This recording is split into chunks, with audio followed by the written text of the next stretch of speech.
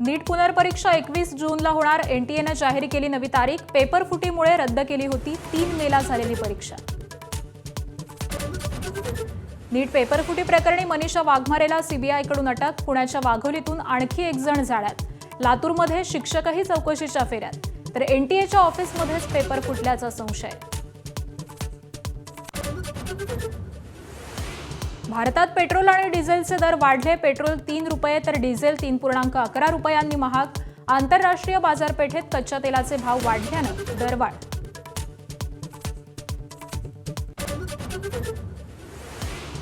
देशात महागाई गेल्या 3.5 वर्षातील उच्चांकावर. दूध आणि सीएनजीच्या किमतीत प्रत्येकी 2 रुपयांची वाढ.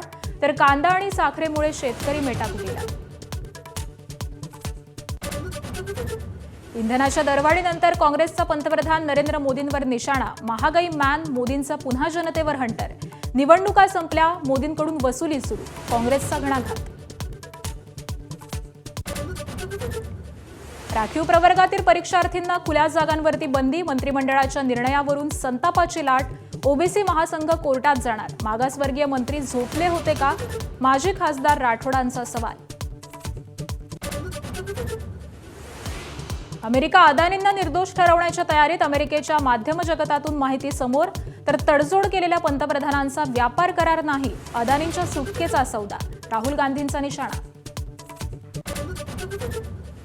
पंतप्रधान नरेंद्र मोदी 5 देशांच्या दौऱ्यासाठी रवाना. UAE, Netherland, Sweden, Norway, Italy या देशांचा दौरा करणार. जगभरातील भूराजकीय अस्थिरतेच्या पार्श्वभूमीवर द्विपक्षीय संबंध अधिक मजबूत करणं हा दौऱ्याचा उद्देश. मुंबईकरांवर पाणी कपातीचं संकट. आजपासून 10% कपात. जलाशयातला साठा घटला. काटकसरीनं पाणी वापरण्याचं मनपाचं आवाहन.